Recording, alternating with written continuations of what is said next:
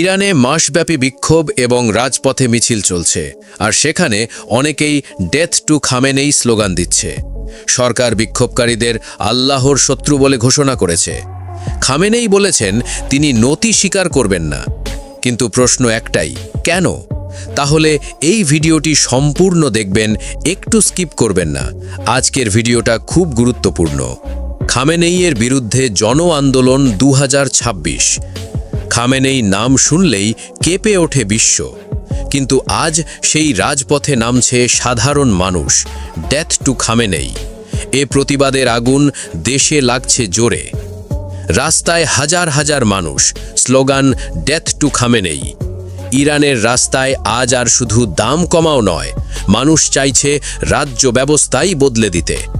Israel মার্কিন চাপ ও দীর্ঘ সংকটের পাশাপাশি ইরানের গভীর অর্থনৈতিক সংকট শুরু হয়েছিল, যেখানে দাম, মুদ্রা পতন ও জীবিকা সব জ্বলে গেল।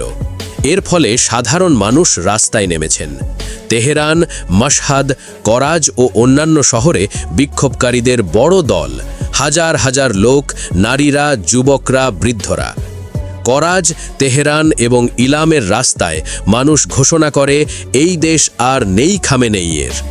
এবার শুধু দাম নয়, এবার রাজনৈতিক পরিবর্তনই মূল দাবি। ডেথ টু খামেনেই, মোল্লাতন্ত্র হটাও, ফ্রি ইরান।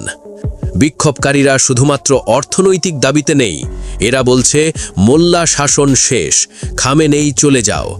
এটা আর সাধারণ প্রতিবাদ নয়, এটা রাজনৈতিক বিক্ষোভ।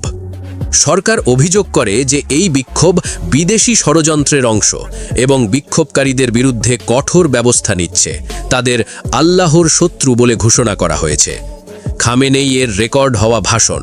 খামেনেই বলেছেন তিনি নতি স্বীকার করবেন না এবং যারা দাঙ্গা করছে তাদের শক্ত শিক্ষা প্রদান করা হবে।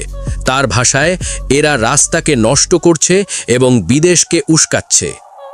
এই আন্দোলন 2025-26 সালের সবচাইতে বড় রাজনৈতিক বিক্ষোভগুলোর মধ্যে একটি। দাম কমানোর বাইরে এখন শাসনই বদলানোর ডাক।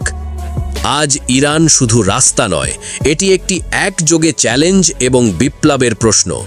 এই আন্দোলন কি খামেনেইয়ের শাসনকে পরিবর্তন করবে? সময়ই বলবে।